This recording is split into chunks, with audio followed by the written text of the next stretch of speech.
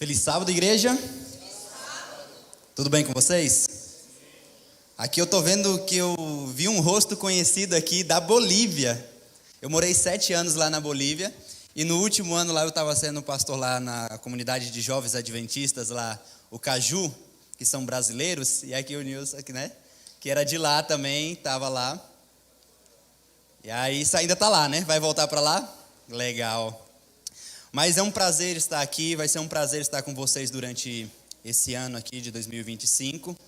E no dia de hoje, eu queria falar um pouco sobre a vida de Paulo. E para isso eu queria convidar os irmãos, a amada igreja, que possa abrir a Bíblia de vocês no livro de 2 Timóteo 4, versículos 6 e 7.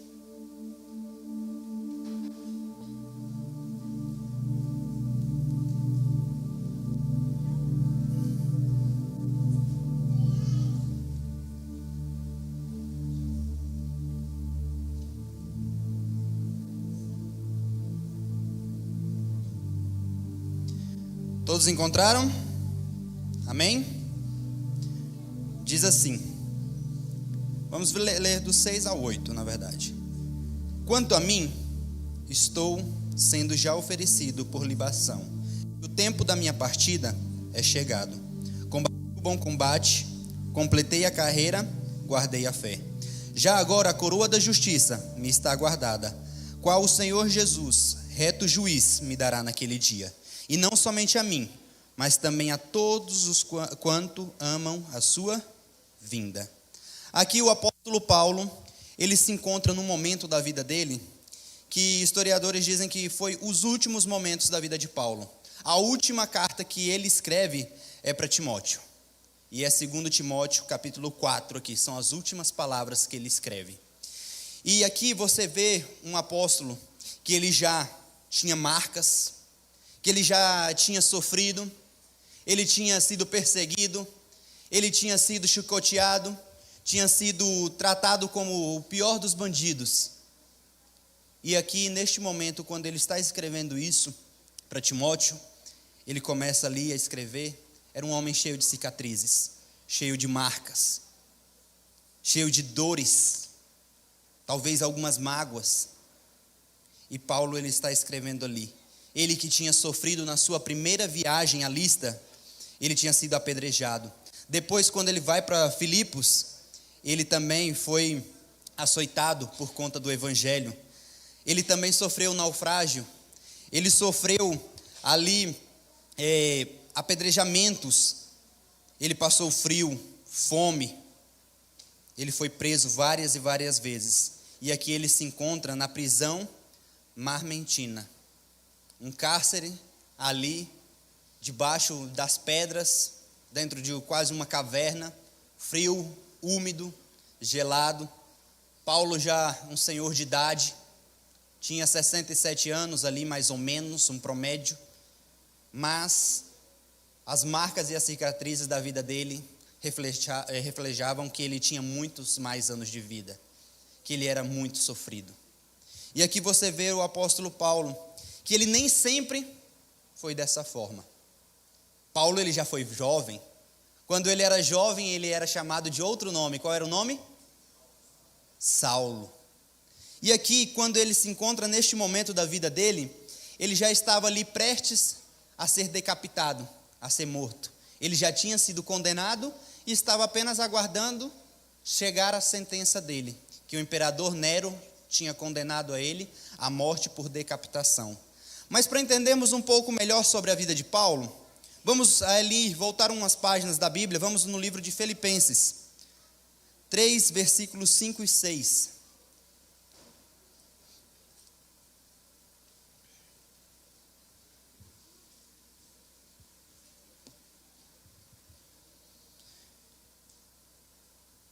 Aqui diz assim: circuncidado ao 8º dia, da linhagem de Israel, da tribo de Benjamim, hebreu de hebreus, quanto à lei, fariseu, quanto ao zelo, perseguidor da igreja, quanto à justiça que há na lei, irrepreensível. Ele está falando sobre ele mesmo. E ele fala, olha, eu era hebreu de hebreus, eu era puro sangue. Em Atos mesmo ele fala: eu era um hebreu puro sangue, eu era um judeu, eu seguia a lei, eu era um fariseu, eu era irrepreensível no que a lei dizia. Eu era um homem que para todo o judaísmo eu seguia 100% fiel à palavra de Deus. Mas eu era também um perseguidor da igreja. Aqui vemos que Saulo, neste momento, ele era de puro sangue, ele era da linhagem de Benjamim, ele vinha dessa linhagem. Então, poderia-se dizer que ele era uma família, talvez com poder aquisitivo bom, porque eles tinham se mudado ali para uma cidade chamada Tarso, na Sicília, na província de Sicília, e ali eles conseguiram, os pais de Saulo, eles conseguiram a cidadania romana. E Paulo, quando ele nasce ali, em Tarso, ele tem a cidadania romana. E você vê ali ele, judeu por sangue e romano por nascimento. Aqui, talvez aqui na igreja tenha algum boliviano, algum peruano que pela família é peruano, é boliviano, mas às vezes já nasceu aqui no Brasil e é brasileiro também. Mais ou menos Saulo ele era assim. Então, Saulo desde pequeno, ele foi enviado para Jerusalém para estudar aos pés de Gamaliel, neto do famoso rabino Hiliel. Tinha duas grandes casas no judaísmo, duas grandes casas de aprendizagem, que dizia ali, uma delas era a casa de Hiliel e a outra era de Shammai. Paulo ele estava estudando na casa de Hiliel, com o próprio neto de Hiliel, o chamado Gamaliel. E quando você vai em Gálatas 1,14, diz que Saulo, ele era diferente dos outros estudantes.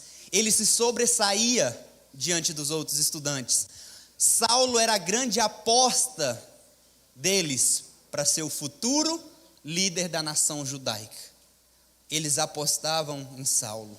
Eles colocavam Saulo como se fosse o menino prodígio deles. E Saulo cresceu dessa maneira, estudando com os melhores professores, buscando aprender com os melhores mestres, tendo a melhor formação judaica. E ele crescia, e ele era inteligente, e ele era irrepreensível quanto à lei. Ele era um seguidor fiel daquilo que ele sabia, daquilo que ele acreditava. Mas você vai ali e vai vendo que naquela mesma época de Saulo, que quando ele estava crescendo ali, estudando nas melhores escolas, ali na Baixada da Galileia, também tinha um jovenzinho que crescia e estudava, não nas melhores escolas, mas ele aprendia numa carpintaria. Ele aprendia o ofício do seu pai terreno. E esse garotinho, ele crescia em espírito e em graça. Ao chegar aos seus 30 anos de idade, esse jovem, esse adulto, sai de casa, vai para ali, para o barrento Rio Jordão, e então ele é batizado pelo outrora chamado louco João Batista. E ele, aos 30 anos de idade, quando ele é batizado, ele começa o seu ministério. E durante 3 anos e meio de ministério, ele vai ganhando força, vai ganhando poder, e as pessoas o começam a seguir. Até então estava tudo certo, alguns seguidores ali, outros lá, mas então, esse jovem, ele começa a falar contra os judeus, aos samaritanos. Ele começa a falar contra os judeus, contra os seguidores da lei. E então, eles começam a ficar zangados. Eles começam a querer destruir Jesus. E eles começam a acusar Jesus. E eles começam a falar para Jesus assim: olha, vamos colocar culpa nele, vamos condená-lo porque ele está cometendo um grande pecado. Vamos fazer uma acusação contra ele, porque ele se está intitulando o Filho de Deus. Ele está dizendo que ele tem poder para perdoar pecados. E eles começam a acusar Jesus de blasfêmia. Porém, eles levam esses casos de blasfêmia para o Sinédrio.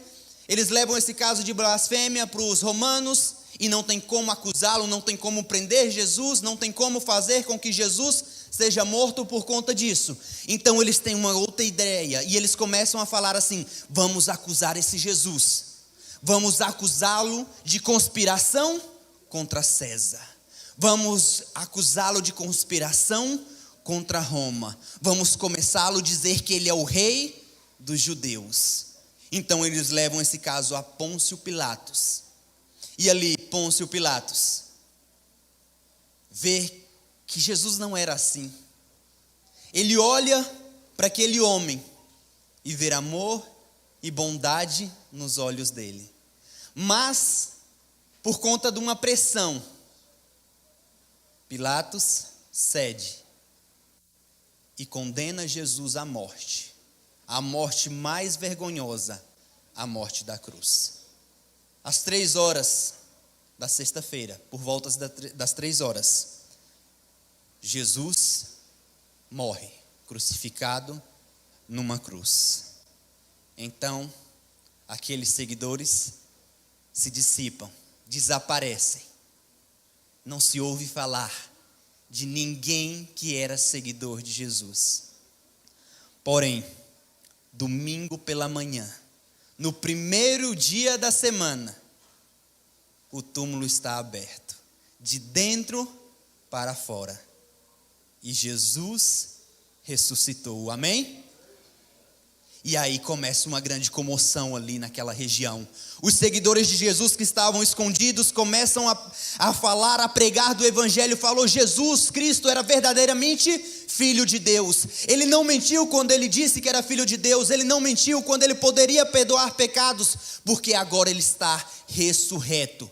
Então começa aquela grande comoção e começa então os chamados cristãos. E ali o judaísmo começa a ficar preocupado. Eles começam a ficar apreensivos, porque o homem, depois de morto, que ele ressuscitou, ele começa a ter muito mais seguidores do que quando ele estava com vida. Então eles falam: vamos trazer a nossa arma secreta. Vamos trazer a quem? A Saulo. E eles então trazem a Saulo. E em Atos 8, capítulo 3, você vê como Saulo trabalhava.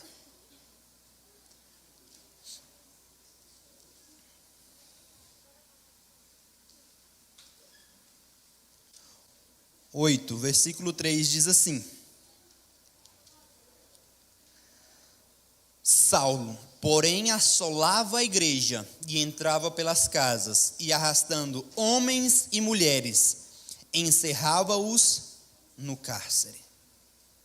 Saulo, ele entrava nas casas, ele entrava nas igrejas, e ele destruía as pessoas ali que se diziam seguidores de Jesus Cristo.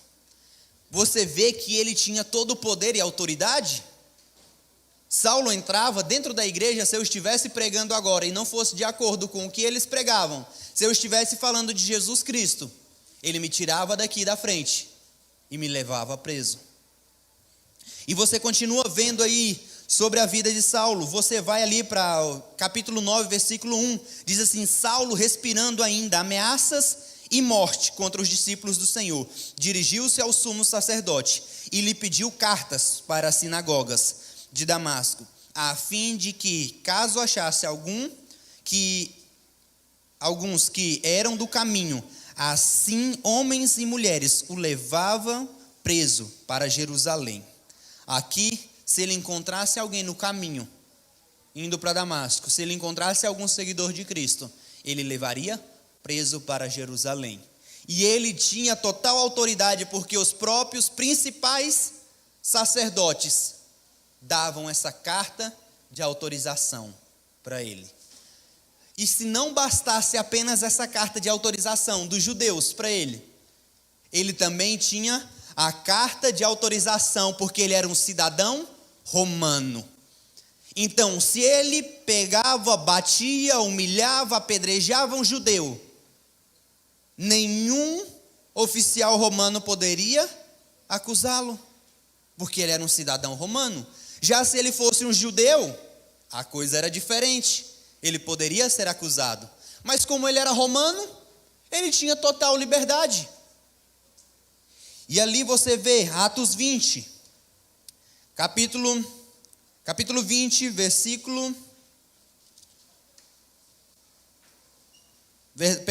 Atos 22.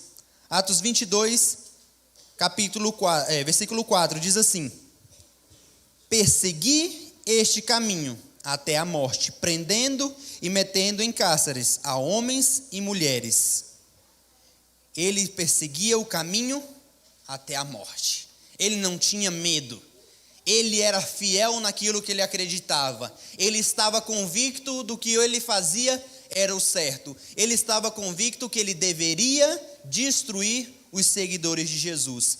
Em Atos 26 também, ele fala assim, versículo 9: na verdade, a mim me parecia que muitas coisas deveria eu praticar contra o nome de Jesus, o Nazareno. E assim procedi em Jerusalém, havendo eu recebido autorização dos principais sacerdotes, encerrei muitos dos santos em prisões. E contra estes dava o meu voto, quanto os matavam. Muitas vezes os castiguei por todas as sinagogas, obrigando-os até mesmo a blasfemar, e demasiadamente enfurecido contra eles mesmo, por cidades estranhas, os perseguia. Você vê que ele achava que ele deveria fazer aquilo. Ele tinha a total convicção que o que ele estava fazendo era o certo. Mas algo muda na vida de Saulo. Algo muda na vida dele. Muitas das vezes nós fazemos coisas e parece que na nossa mente e no nosso coração estamos fazendo coisas que achamos certas. Mas, às vezes nos deparamos na Bíblia que aquilo que estamos fazendo é errado. E algumas das vezes, mesmo descobrindo que aquilo é errado, não mudamos nossa vida, não mudamos nossa forma de agir. Mas Saulo foi diferente.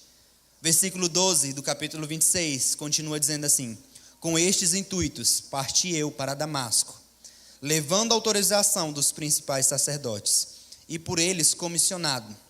Ao meio-dia, ó rei, indo eu caminho afora, vi uma luz do céu, mais resplandecente que o sol, que brilhou ao redor de mim e a todos os que iam comigo, e caindo todos nós por terra, ouvi uma voz que me falava em língua hebraica: Saulo, Saulo, por que me persegues? Dura coisa é recalcitrares contra os aguilhões. Então eu perguntei: quem és tu, Senhor? Ao que me respondeu: eu sou Jesus, a quem tu persegues. Agora você imagina o tapa na cara de Saulo. Ele que tinha certeza que esse Jesus não tinha ressuscitado. Ele que tinha certeza que era só um boato, que os cristãos ali, eles eram uns loucos, lunáticos, que eles pregavam sobre uma pessoa que estava morta. Ele escutar essa voz e falar assim: Saulo, eu sou o Senhor Jesus, a quem você persegues, a quem você mata, a quem você mata os seguidores, a quem você vai lá e apedreja aquelas pessoas que você colocou nas prisões. Eram seguidores meus. Eu sou verdadeiro, eu sou o Filho do Deus Altíssimo, e você está me perseguindo. Você imagina como Saulo se sentia neste momento? Escutando esta voz, ele estava cego ali, não só cego físico, mas cego espiritualmente até aquele momento. E ele começa a pensar: o que eu estou fazendo da minha vida? Tantos anos eu passei fazendo isso, tantos anos eu passei no erro. O que eu farei agora? Como mudarei minha vida? Tudo que eu tenho, tudo que eu conheço, é por conta daquilo que eu prego, é por conta daquilo que eu trabalho. O meu trabalho depende disso.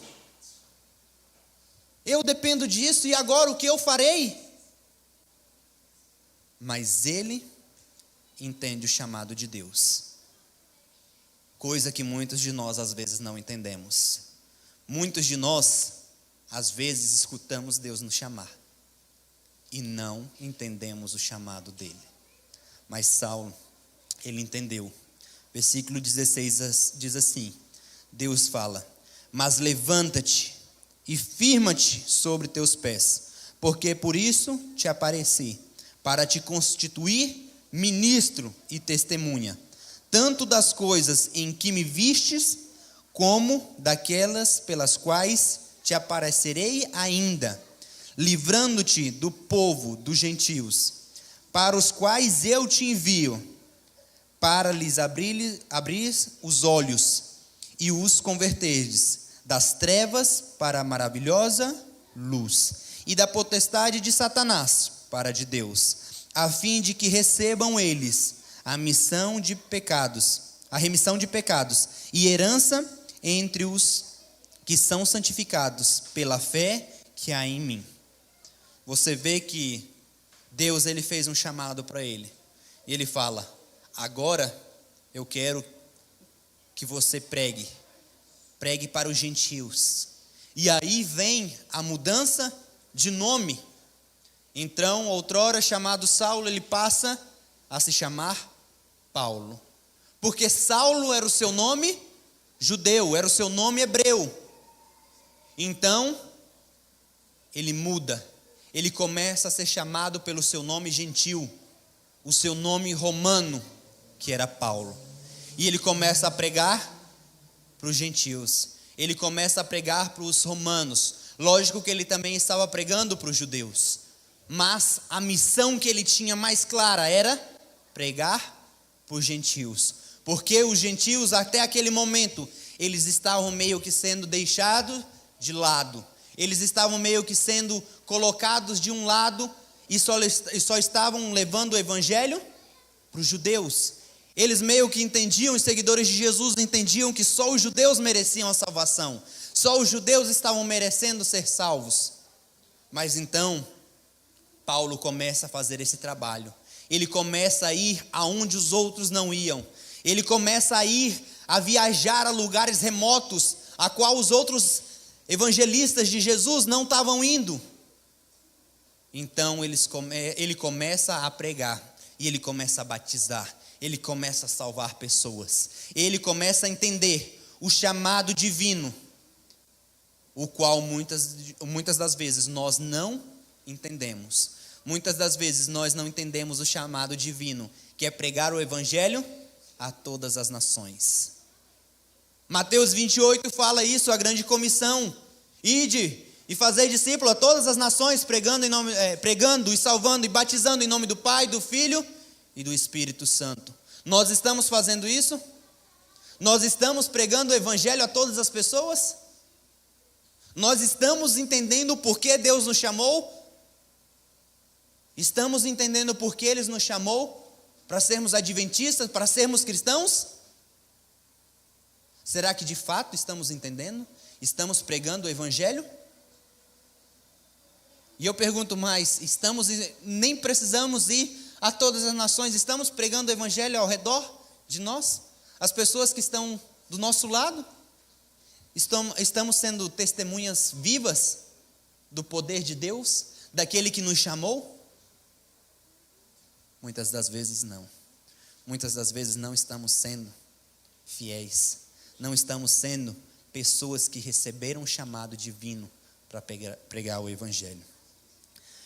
Paulo, ele entendeu isso, e ele começou a pregar o evangelho, e ele começou a ir a todos os lados, aonde Jesus falava que ele deveria ir, ele ia. Às vezes Paulo estava com uma viagem programada, e Jesus falava assim: Paulo, vai para esse outro lado. Mas ele falava assim: Senhor, eu estou com tudo programado para ir para lá. Não, ele não reclamava. Se Deus falava para ele ir para o outro lado, ele ia. Ele ia onde o Espírito Santo o mandava.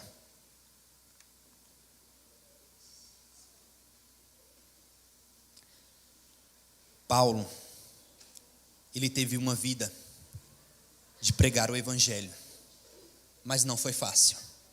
Ele sofreu. Antes ele, que era perseguido, antes ele que era perseguidor, agora começa a ser perseguido. E ele começa a enfrentar dramas na vida dele.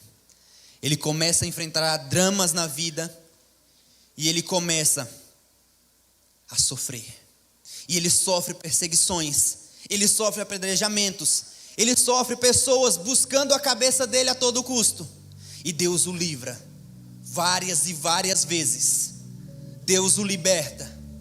Mas chega um momento, vamos voltar lá em 2 Timóteo. Chega um momento, 2 Timóteo 4,6, que ele fala assim: quanto a mim, eu estou já sendo oferecido por libação, e o tempo da minha partida é chegado. Ele entendeu que todos os livramentos que Deus tinha dado na vida para ele, neste momento, Deus já não o livraria da morte. Ele entendeu que aqui a morte dele era certa. E ele começa a falar assim: eu combati o bom combate, completei a carreira e guardei a fé. Ele tinha certeza que ele ia morrer ali. Não era porque ele não confiava em Deus. Ele tinha confiado em Deus e ele sabia que Deus poderia libertá-lo dali da prisão, como ele tinha feito anteriormente, várias e várias vezes. Mas ali, Paulo, ele sabia que já tinha chegado a hora dele. Ele sabia que ele já tinha feito tudo o que ele deveria fazer. Paulo, o maior escritor do Novo Testamento, ele escreveu 14 livros. São 13 cartas e epístolas, e mais Hebreus, que nós adventistas também atribuímos a Paulo. Agora você imagina 14 livros de 27. Escreveu mais da metade. E ele estava confiante que ele tinha trabalhado, que ele tinha lutado, que ele tinha sido fiel a Deus, e que a coroa da justiça estava guardada para ele, a qual o Senhor Jesus, reto juiz, lhe daria naquele dia. Mas ele fala: não somente a mim, mas a todos os que amam a sua vinda. O que é amar a sua vinda? É anunciá-la. Quando você ama algo, você quer demonstrar, você quer dizer, você quer falar daquilo. Isso é o amar a vinda de Jesus. É pregar sobre o retorno dele. Mas Paulo, ele sofreu alguns dramas na vida dele. O primeiro grande drama nesses momentos finais foi esse. Versículo 9, ele escrevendo para Timóteo: procura vir ter comigo depressa, porque Demas, tendo amado mais o presente século, me abandonou e se foi para Tessalônica. Crescente foi para a Galácia, Tito para a Dalmácia. Você vê aqui que ele sofre o primeiro grande drama da vida dele, que é o drama da solidão. Ele estava se sentindo só. Ele fala assim: Timóteo, procura vir ter comigo depressa. Vem me visitar, Timóteo. Eu estou me sentindo só. Todos os que estavam comigo se foram. Nós, seres humanos, somos criados para termos companhia. Por isso que Deus, ali no Jardim do Éden, quando o homem ele criou também a mulher para não estar só. Nós precisamos de pessoas ao nosso lado, precisamos de amigo, precisamos de familiares, precisamos de alguém para nos apoiar nos momentos difíceis da nossa vida. Paulo, ele estava sofrendo com isso. Ele estava num momento difícil da vida dele e ele estava se sentindo só. E aí vem o segundo grande drama da vida de Paulo. No versículo 9 mesmo, no versículo 10, que ele diz assim, porque Demas, tendo amado mais o presente século, me abandonou e se foi para Tessalônica. Crescente também foi para a Galácia, Tito para a Dalmácia. Todos os que estavam comigo me abandonaram. Vem o segundo grande drama da vida dele, o abandono. E você vê que ele fala assim: olha, eles tendo amado mais o presente século, me abandonaram. Às vezes você está abandonando a Jesus, porque você ama mais este século. Você ama mais as coisas aqui do que você deveria amar. Você ama mais essas coisas aqui na terra e esquece de Deus. Você às vezes vem para a igreja, mas seu coração está longe. Seu coração está lá fora. Você já abandonou a Deus. Só seu corpo está aqui, mas seu pensamento, seu espírito está longe. E aí vem o seguinte drama da vida de Paulo. Versículo 13: quando vieres, traz-me a capa que eu deixei em Troade, na casa de Carpo, bem como também os meus livros, especialmente os pergaminhos. E ele sofre o terceiro grande drama da vida dele, o drama da privação. Ele fala assim: traz a capa para mim, eu já não tenho minha capa. Aqui na masmorra, aqui na prisão, aqui é frio, é úmido, meus ossos estão doendo. Traz a capa. E não só a capa que ele estava sendo privado. Ele fala assim: traz também o quê? Os meus livros. Traz também os pergaminhos. Traz a Bíblia. Paulo, sabendo que eram os últimos momentos da sua vida, ainda assim ele queria estudar.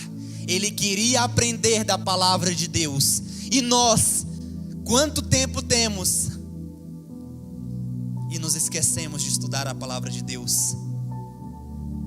Temos toda uma vida pela frente, não sabemos até quando vamos estar vivos, mas temos uma vida. E falamos: deixa para depois.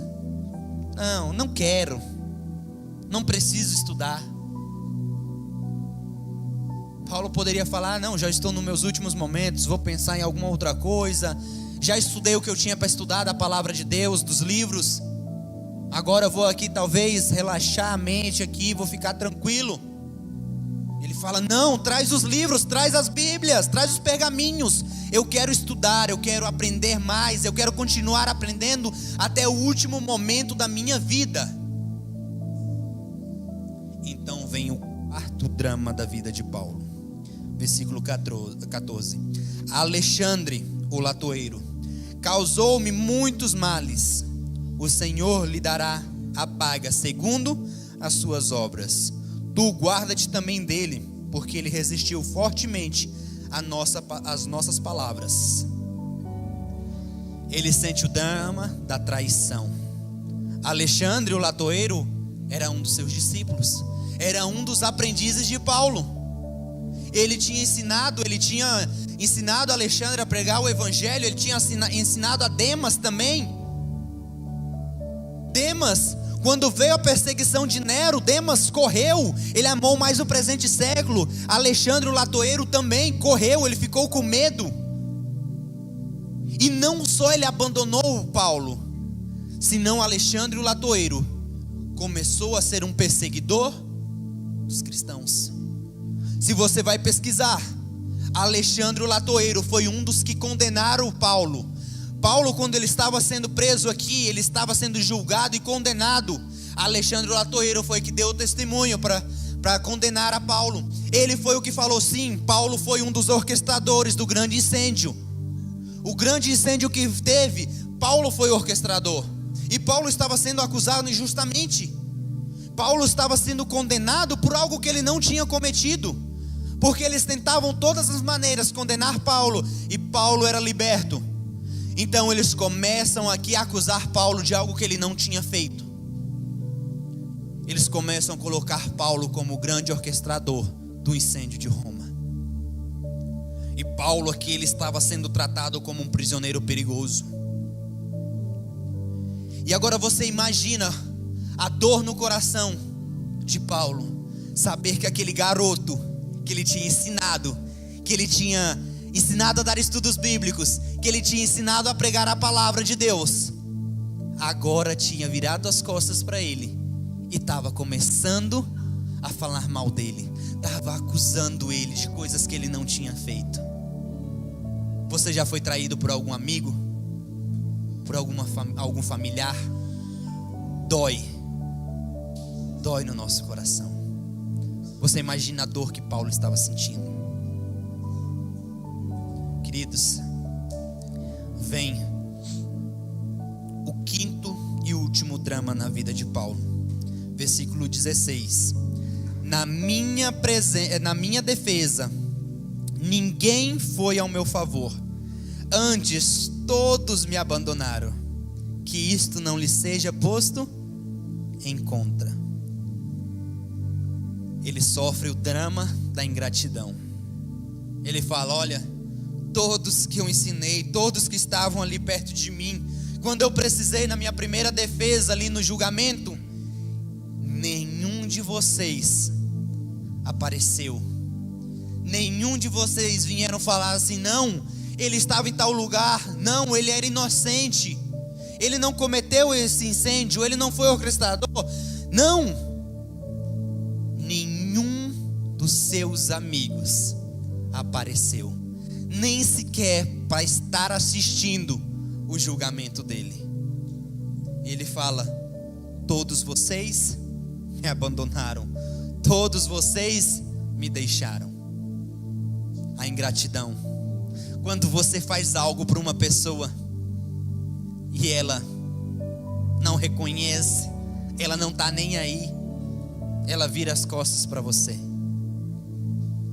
Quando você faz de tudo por aquela pessoa e ela não te diz nenhum obrigado, dói, né?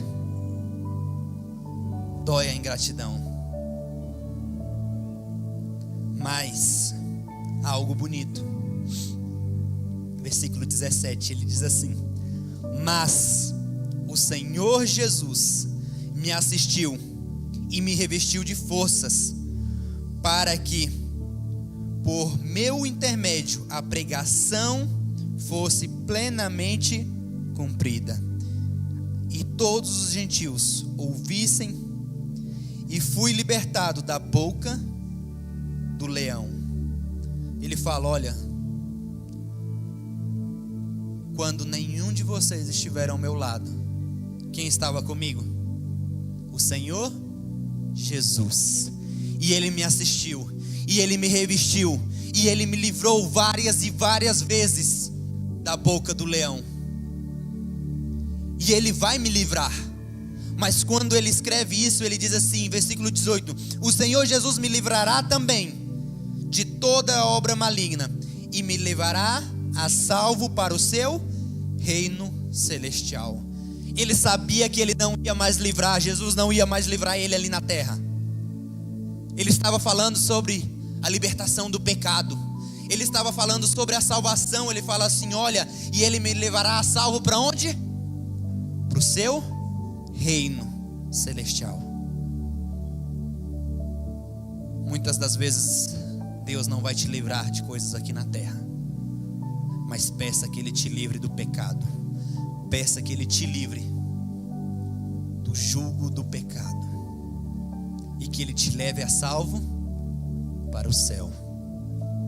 É isso que nos importa. Às vezes aqui você vai sofrer, você vai ter dramas na sua vida igual Paulo teve na dele. Você vai ser humilhado, você vai ser abandonado, você vai ser traído, você vai ser privado, você vai sofrer a ingratidão de outras pessoas, às vezes da pessoa que mais você confia. Mas se isso for pelo Evangelho de Deus, saiba que naquele dia Ele vai te entregar a coroa da vida. Queridos, Paulo, ele tinha entendido o que era ser um cristão de verdade. Ele tinha entendido o que era ser um seguidor de Cristo, e ele batalhou a vida dele toda por isso. A Bíblia, ela não relata muito sobre a morte de Paulo. Mas tem alguns escritores que eles tentam trazer como que foi a morte de Paulo, de acordo com outras mortes que aconteceram naquela época, que foram relatadas. E eles falam que provavelmente ali, Paulo, nestes momentos que ele escreve aqui, ele estava ali nos seus momentos finais. E ali naquela prisão gelada, um carcereiro entrou talvez ali com um pedacinho de couro, escrito o nome de Paulo, porque Paulo já tinha sido condenado e Paulo estava sendo levado para sua execução. E ele entra com aquele pedacinho de couro e fica falando assim: Paulo, quem é Paulo aqui? Quem é Paulo? E Paulo lá no fundo fala: eu. Ele fala: fica de pé, Paulo, chegou sua hora. Paulo provavelmente estava muito acorrentado, pés e mãos, porque Paulo era considerado um perigoso criminoso.